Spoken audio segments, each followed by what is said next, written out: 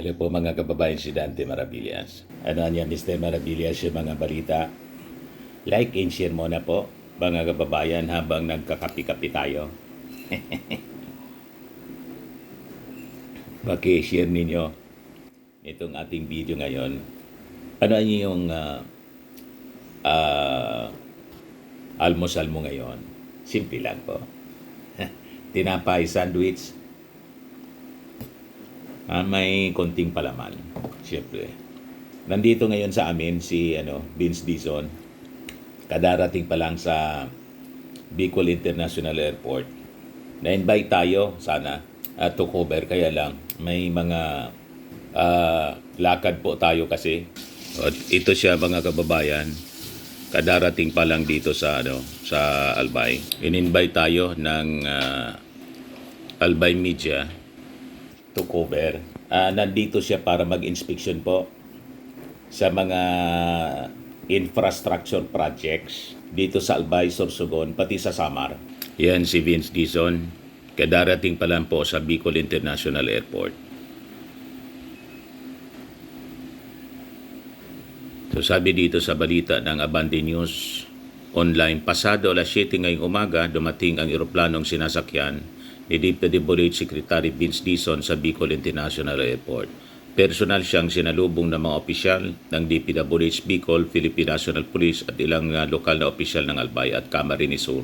Nakatakdang inspeksyonin ng kalihim ang Maharlika Highway sa lalawigan ng Albay at Sorsogon. Kahit malakas po yung mga pagulan-ulan dito sa amin kasi may shear line dito sa Bicol. Pero tuloy lang ang trabaho ni Vince Dizon. Kaya saludo tayo kasi prinamis niya mga kababayan as ordered by the President na once and for all, bigyan po ng permanent solution itong mga matagal na po na problema ng mga Bicolanos. Inaabot po mga kababayan ng 12 to 15 hours ang travel time. Minsan nga po, pag minalas, may mga aksidente sa daan, may mga nakaharang, inaabot ng 20 hours yung travel from Manila to Bicol.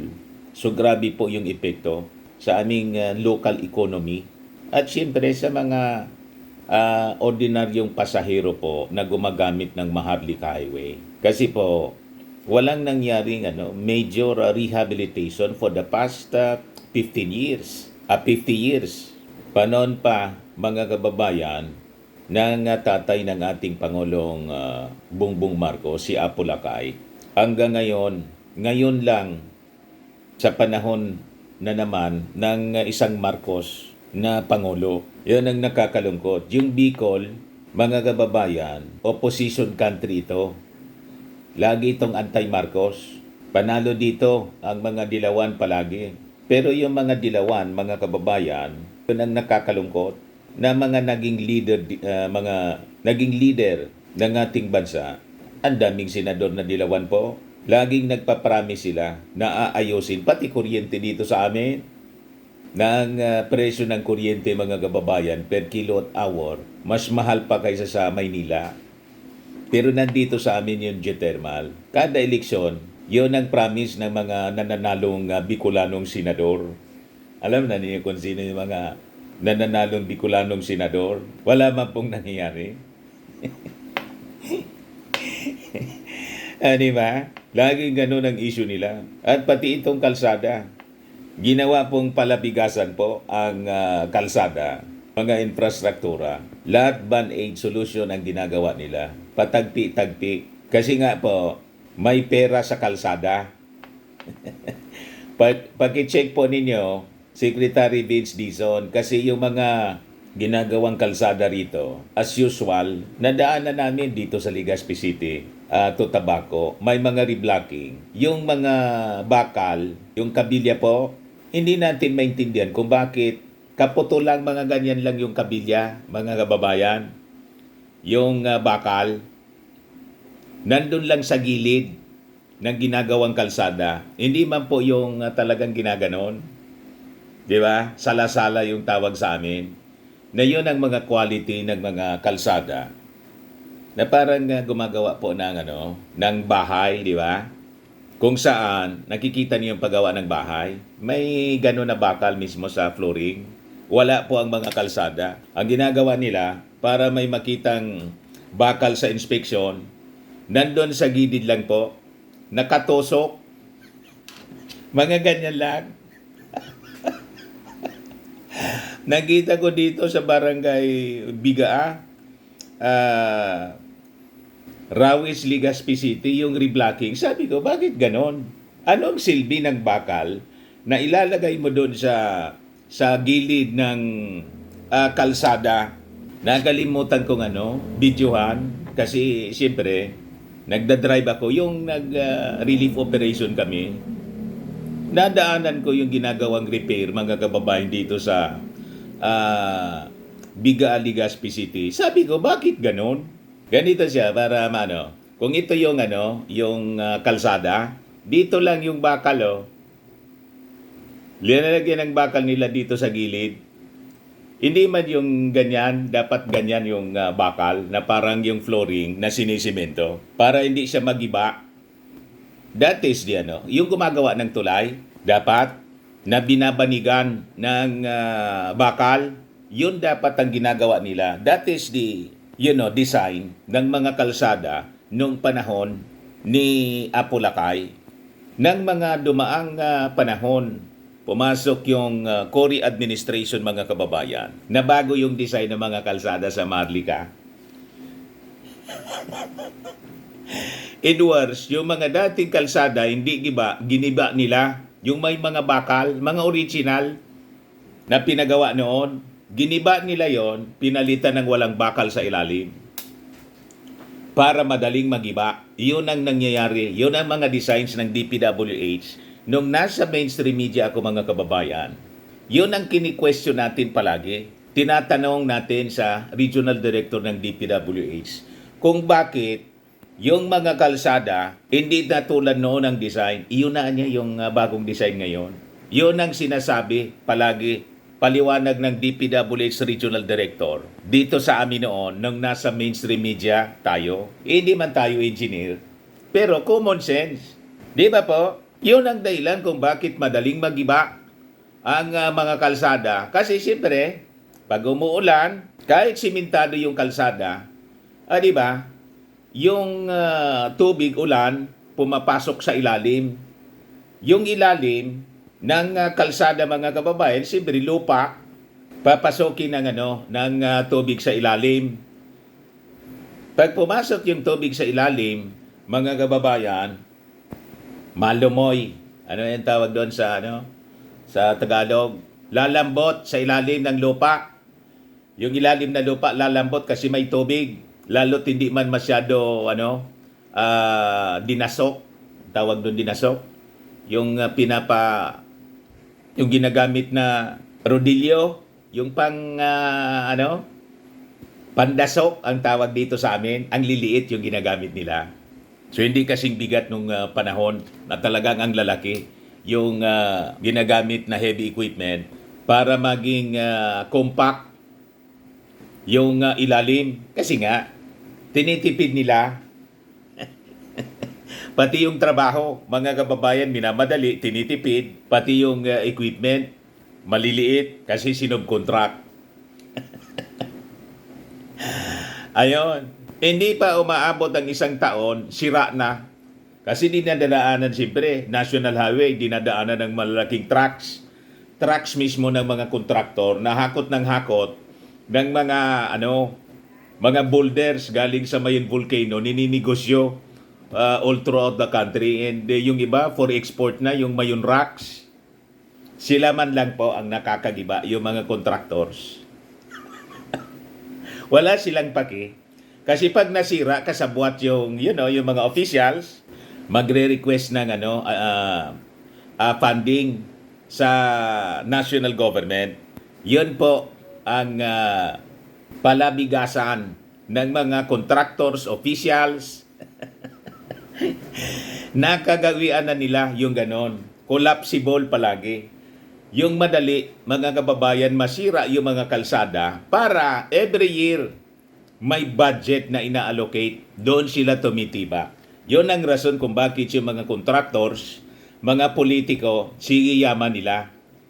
And siyempre, yung mga botante, mga kababayan, participants din. Kasi the same contractors, the same politicians na nasa likod ng mga corruption na to, sila yung namimili ng boto every election. Sila yung nagpupundo ng vote buying.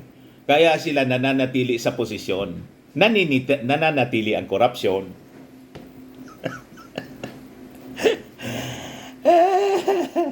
Ngayon, sabi ni Vince Dizon sa kanyang mga pronouncement, mga kababayan, before na nagsagawa nito na mga inspection sa Maharlika Highway, titigilan na niya natin, tutuldukan na natin ang ganitong mga gawain. Paulit-ulit na repair kasi substandard yung mga repairs na ginagawa.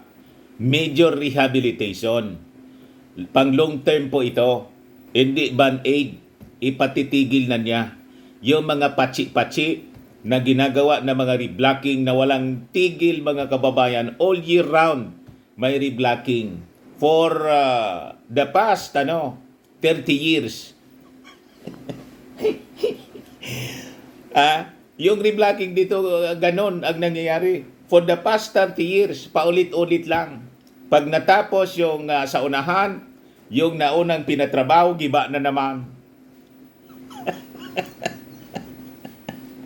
Sa Maharlika Highway, sa Andaya Highway, mga kababayan, ganon. Kaya nangyayari, yung mga political contractors, ang lalaki na ng bahay. May bahay dito, may bahay sa Maynila, mga mansions, may bahay sa ibang bansa. Hindi na ako magme-mention ng mga pangalan ng mga contractors na naging multi-millionaire, billionaires, dahil mga kababayan sa ganyang gawain. Kaya pasalamat tayo. Finally, kahit apektado yung ating economy, yung GDP, ginagamit na naman po na issue laban sa ating Pangulong Bongbong Marcos. Bumagsak kanya yung GDP. O ano na niya? Balik tayo sa sick man of Asia. Di na po bali, mga kababayan. Pinili ito ng ating Pangulo kahit apektado yung ating economy para finally sa nakalipas na mahabang panahon, matuldukan ang massive corruption sa ating pong gobyerno. Na ang nangyari, mga kababayan, ito ang dahilan kung bakit nalampasan tayo ng ating mga kalapit bansa tulad ng Malaysia, ng Singapore. Nakita ninyo po, sa Singapore, di pa ako nakapunta. Sa Malaysia, napakaganda yung mga national highways nila. Pangmatagalan, quality, kasi yung pakagawa. Dito po, sinadya yung design para masira in just 1 year, para sige lang paulit-ulit ang pagbabudget po. Na sana kung ginawa ng maayos, mga kababayan, hindi ninakaw yung mga pondo, hindi substandard. So sana yung pondo ng ating gobyerno nagagamit sa ibang mga projects tulad po sa pagsasaayos ng ating agrikultura. Di ba po? Kaya nangyari dito, tingnan ninyo. Mabagal yung pag-asenso ng ating bansa. Ang maasenso po, yung mga contractors, yung mga politiko na mga kurakot. You see? Kaya maraming salamat, mga kababayan, sa ginagawa ng ating administrasyon ngayon. Kahit binabaliktad na mga critics, pinapalabas na sangkot ang ating administrasyon na siyang lumalaban sa korupsyon, binabaliktad na yung mastermind niya, si PBBM. O di ba? Kaya sabi ni Claire Castro, huwag magpakahipokrito. Kailangan natin ang mga taong totoong lumalaban sa korupsyon. Nasaan niya sila noon? Kwenisyon ni Palace Press Officer, Yusek Claire Castro, ang paninindigan ng ilang personalidad na nagsasalita laban sa korupsyon. Anya naging enabler umano sila sa lantarang korupsyon ng nakaraang administrasyon. Kasunod dito ng isinagawang protest ride ng ilang taga-suporta ng pamilyang Duterte sa pangunguna ng dating kongresista na si Mike Defensor ngayong Sabado, January 31 kahapon, upang ipanawagan ang pagbaba sa pwesto ni President Bongbong Marcos. Pinapaalam namin ang tunay na kalagayan ng Pangulo. Huwag silang bulag o bingi. Huwag din silang manatiling source ng fake news, sabi po ni Jose Castro. Yung big time one time big time rally ni Chavit Singson, nilangaw po, sila-sila man lang, nag-motorcade na lang. Yan mga trying hard, namigay ng lugaw pati sa mga bata para makadagdag sa crowd. Ayan lang sila. Ayan ang one time big time rally. Ayan lang sila. Nagsisiksikan yun ng mga participants na motorista. Sabay pa interview sa mga vloggers nila. Si Celis po. Sila na lang ang naglulukuhan mga kababayan. Ano na?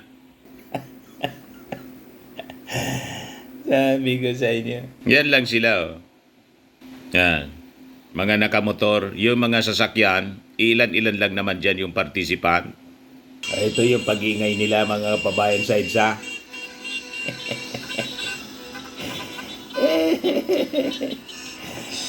You see?